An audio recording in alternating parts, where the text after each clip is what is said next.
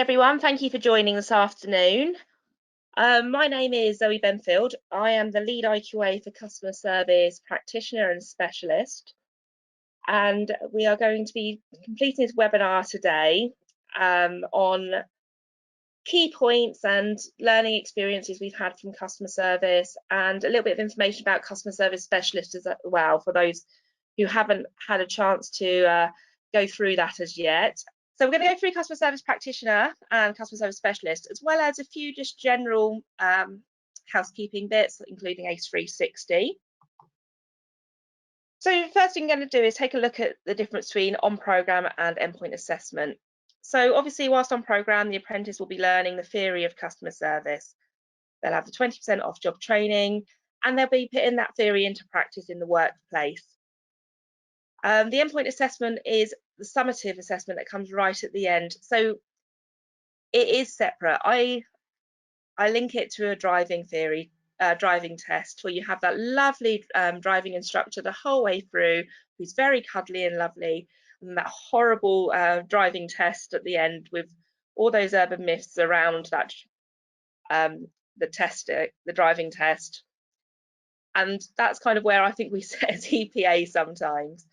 Now, this is a showcase of what the apprentice has learnt over that period of time they've been on programme. So it's not an accumulation of all the work they've completed within that time. It is a showcase of their work and how they've put that theory into practice. So let's start off with customer service practitioner. So I'm sure, as you're all aware, there are 3 components to customer service practitioner. So I'm going to go through them briefly and give them a little bit of an outline and some of the common problems that we see and how we may be able to overcome those. So with the showcase, you have to get all pass criteria to achieve a pass for this component. To gain a distinction, you need 7 out of 10 distinction criteria. And it is a written document or a presentation linked to the specification provided. Now, in the additional resources, there is a clear specification outlining exactly the requirements for each criteria, listed out 1A, 1B, all the way through to 3Z. Within that, you'll find exactly what the apprentice needs to achieve to be able to pass each section. The apprentice can have that document, that is not a problem, so they can see what they need to link, and that can be through work they've completed or a separate written document. And I will always say that this assessment should literally smack us in the face with the evidence. So if they wanted to signpost it 1A and then write an answer, like a question and answer, that evidence then smacks us in the face. When it comes to task 3, which is more about the reflection and the practice, for this, the main problem that we see with apprentices not achieving is when they don't either put some narrative towards some work-based evidence or do a beautiful narrative and don't provide any work-based evidence to back that up. One of the key things to note on this is witness testimonies cannot be used as standalone evidence. So it does need to be an assessor observation, proof of an email, a screenshot of the CRM system. And obviously these can be heavily redacted as appropriate because of GDPR. But we do need narrative to state how they have completed these interactions with customers. So if we're looking at being polite and professional, if the apprentice writes within this interaction, you can see us polite and professional because, and link that to an email or an assessor's observation, we know that information can be supported. In terms of the showcase, the apprentice has 10 hours to complete this at the end of their learning, and the last 2 hours of that should be witnessed by the assessor. The assessor cannot have any input into this, but it has to be witnessed. And this showcase needs to be uploaded at least 2 weeks before the endpoint assessment takes place. So the endpoint assessor has plenty of opportunity to assess the work completed and prepare any questions they might have for on the day. So in terms of on the day, the assessor will turn up with any questions to make sure that answers are sufficient, and the apprentice can be questioned around any of the criteria as long as the apprentice has not got it wrong in their showcase or it's just not there. So if the evidence isn't there, we can't question them. And if the apprentice has got something wrong, we can't question them. An example of this would be if they stated their sector was private sector and private sector don't need to pay taxes, this is incorrect. And then we wouldn't be able to question them further because they've done completed something incorrectly within that showcase. So on the day of assessment, we have an hour to talk to them about that.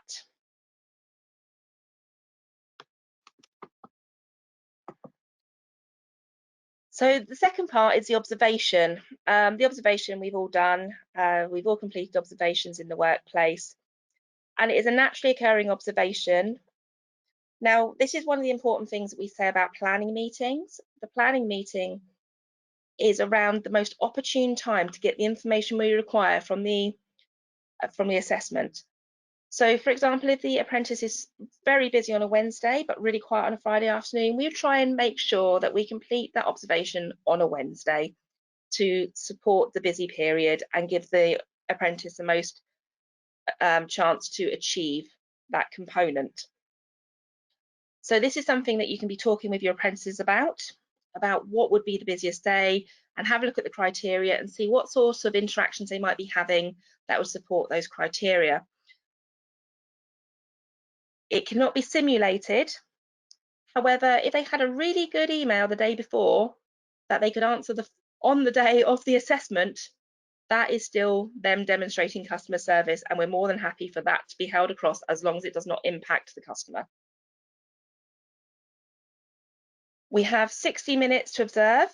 If we don't see all the criteria within that time, we can extend by 30 minutes. So it will be 90 minutes in total. And then we have another 20 minutes to question them further on anything we don't naturally see during that observation. Now that has to be supported by the showcase to authenticate that those interactions have taken place. So for example, if they didn't achieve criteria 6, which is about dealing with customers under the Equality Act, we would ask them to go to their showcase and get an example from their showcase of how they have interacted with people who are covered and supported underneath the Equality Act. So again, good practice would be to make sure that they know where in their showcase they can find this evidence should it be required.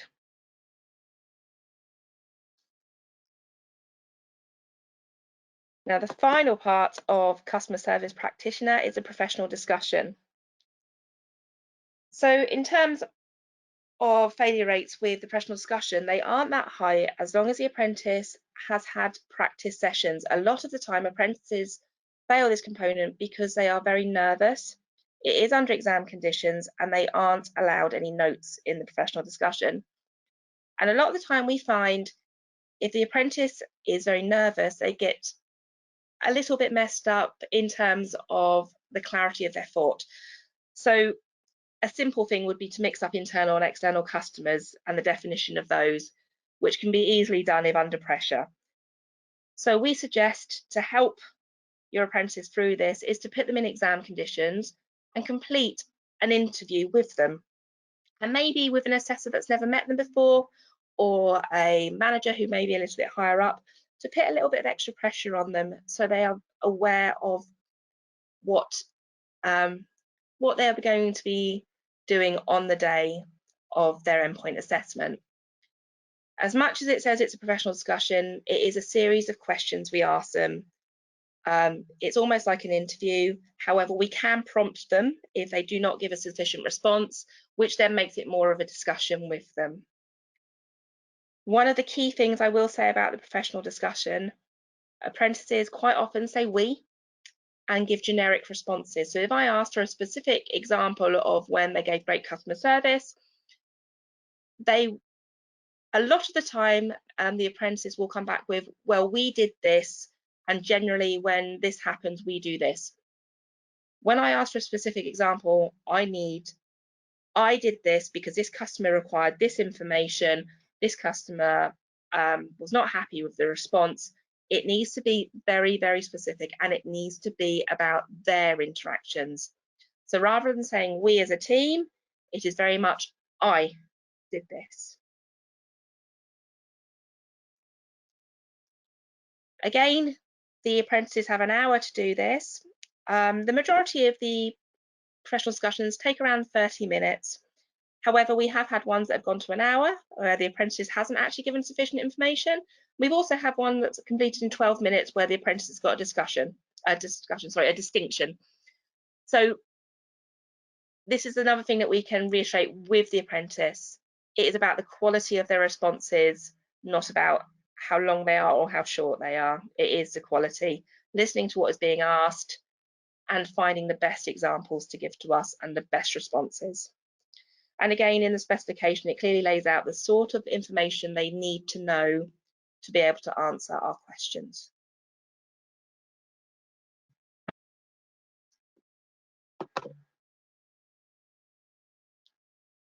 Okay. So we're going to move on to customer service specialist. Now, this might be new to some of you, and a few people have actually had a few apprentices go through this already. Those who have will know that it is very different to the level 2.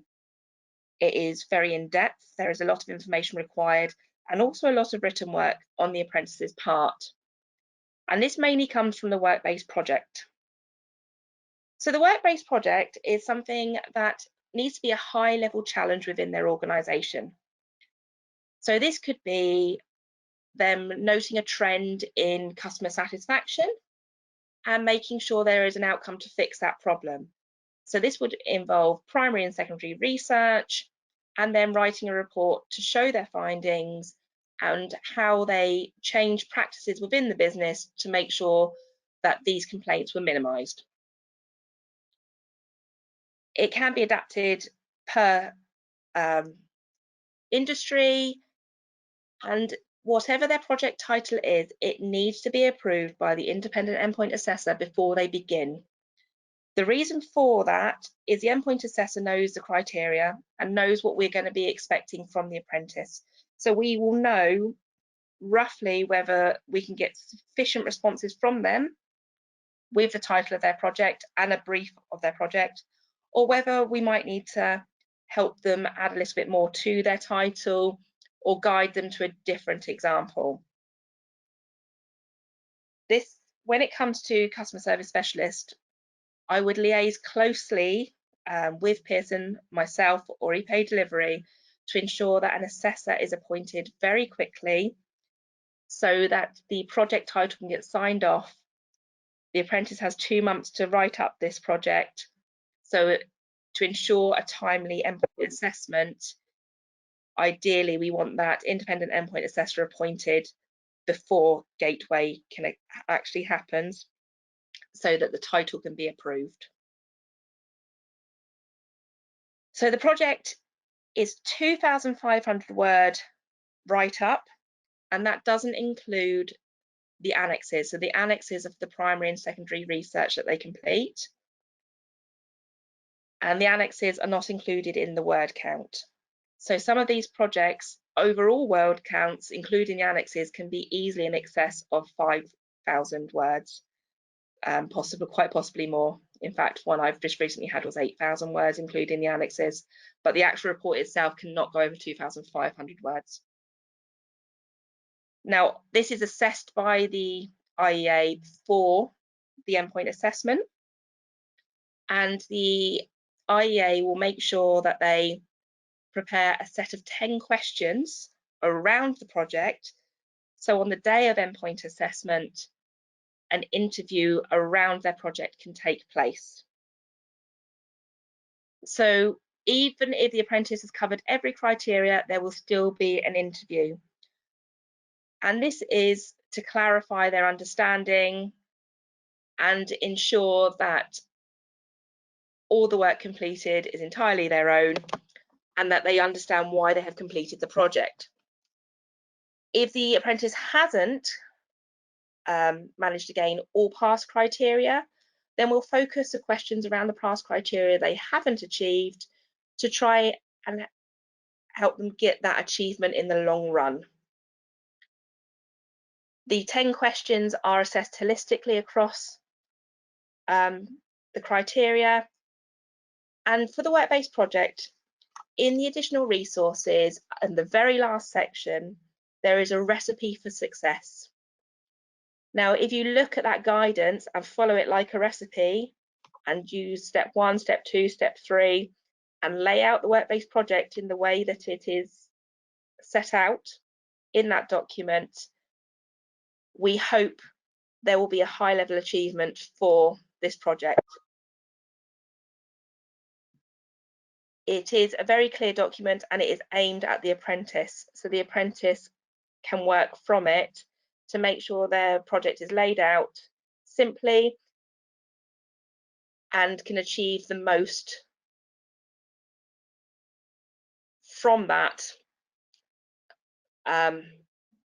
It is very much a step-by-step guidelines, as I said, a recipe, and it tells them what criteria they're covering with each section they're completing. If anyone comes to endpoint assessment and needs help locating this document, I'm more than happy to point you in the right direction for that. And if this is the first time that any of your apprentices are going through the customer service specialist and you want to speak to me separately for a little bit more advice and guidance, again, I am more than happy to do that.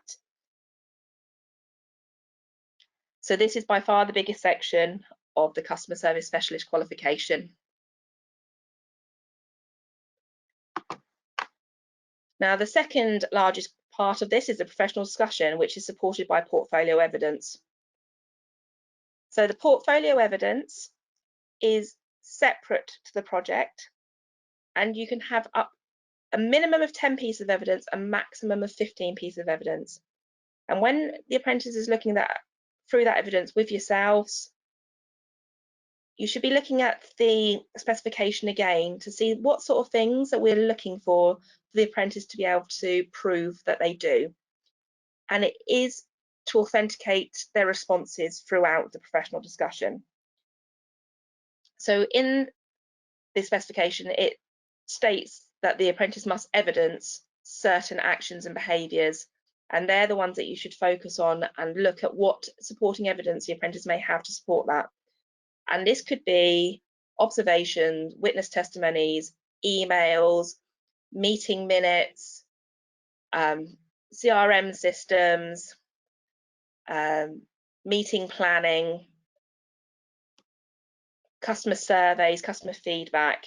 So there is plenty of work-based evidence that can be used throughout, but there is a limit to the amount of evidence that can be used for this section, and the apprentice should clearly know where to be able to find that evidence. They have 60 minutes to do this professional discussion, and if the time is taken up by them trying to find their evidence, we cannot extend the professional discussion.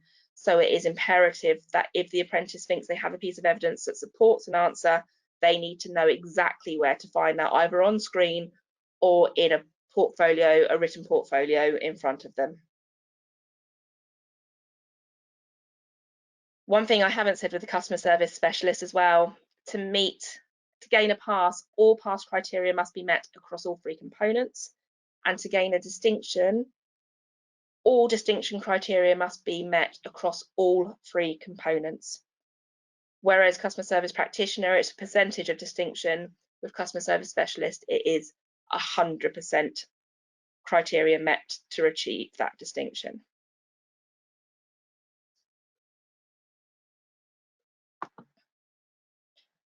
And then the smaller bit of the customer service specialist is the practical observation, which is very similar to the level 2. It is up to an hour long with no extension, and that does include question and answer. Now, this question and answer within the observation does not need to be supported by any other work-based evidence. It is, as it states, just an observation and then a question and answer session, and that is just the apprentice telling us about examples that they may have or that they have witnessed within the workplace. Again, it is naturally occurring, simulation is not permitted. However, if they could save some emails from the day before, that would help them. That is more than they're more than welcome to do so. And again, we will make sure within the planning meeting, the most opportune time to do that observation will be observed. We try and do the components in order. So the components will be done in order as stated throughout this in practitioner and specialist. However, if their busiest period is at 8 o'clock in the morning and the apprentice would like the observation at 8 o'clock and then follow with the other components, we can make adjustments if required. We try and follow this as much as possible. However, we do look at each individual component. We do look at each individual apprentice's needs and requirements, and we do try and assist with this where possible.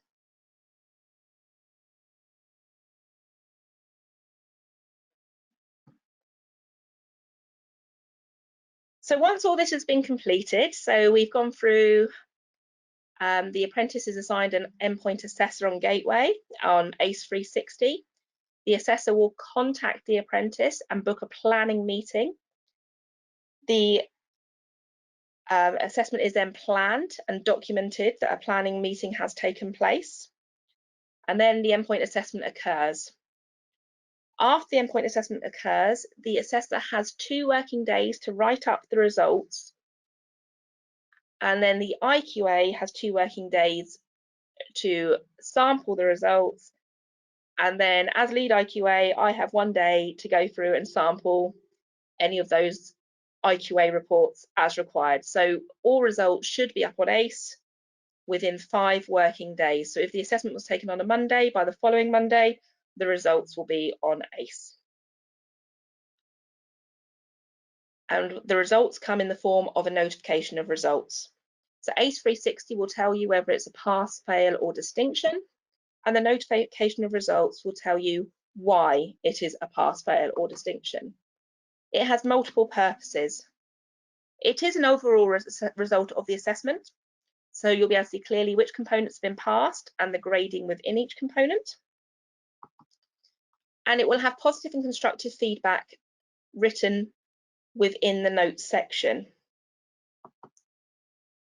It should enable you as a provider and the apprentice understand which criteria were not met and why.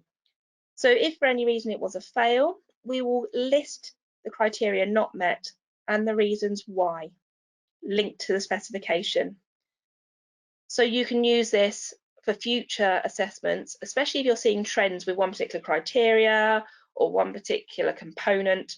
You can see why that may be a fail, or why it's a distinction, or why it's a pass. We will clarify which pass criteria have not been met and why, and which distinction criteria have not been met and why. So it enables the provider and the assessors to highlight any trends, and it also enables us as a EPAO to look for trends as well. And from this, we can offer support. So if one provider was having concerns about one particular component, then we could talk you through why those were occurring and how best to move forward with future assessments. The support is available if required, and obviously we have these webinars, and these webinars will be posted on our website to refer to as well. Support and guidance for future assessments. We will write on there positives. So if the apprentice has completed the showcase in a very well constructed way where the criteria are signposted clearly, we will write that on the notification results.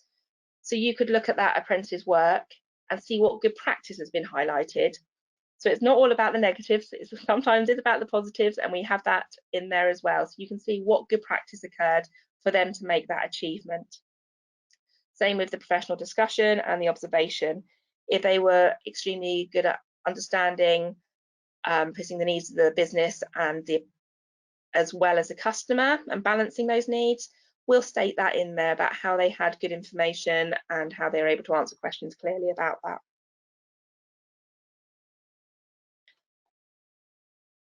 So working together, some key points to help us on the way. So for customer service queries, you can contact business development managers, EPA delivery at Pearson, or myself. I'm more than happy to help. When uploading documents to ACE, make sure they're scanned, dated and signed correctly. Some of the problems we have had when things have been uploaded is they've been uploaded incorrectly. One written document recently was scanned in, and actually 2 key pages were missed out, which led to the apprentice failing. But because that information wasn't on ACE and the gateway declarations have been signed to say that the information was on ACE, we could not accept that additional information, and it caused a resit in the end. So to make sure everything is uploaded correctly, so there isn't any reason why that apprentice can't achieve in your mind. In terms of ACE 360, if you have any concerns with ACE, we can talk you through ACE 360.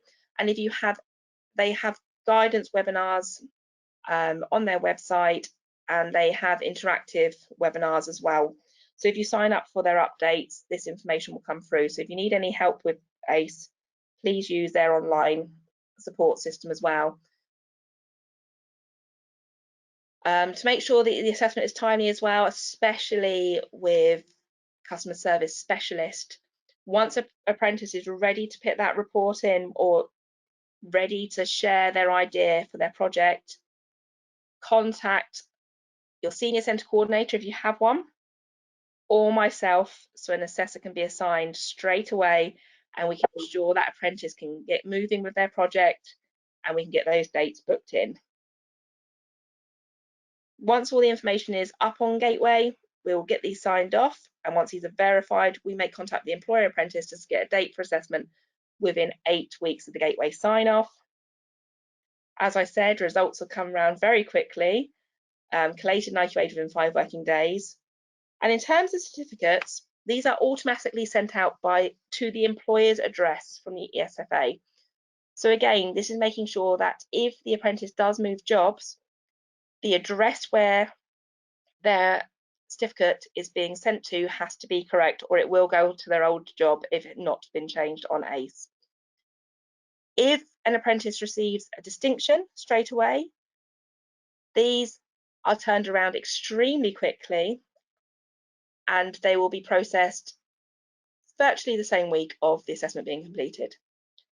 If the apprentice achieves a pass, 4 weeks will elapse in case of a need for an appeal.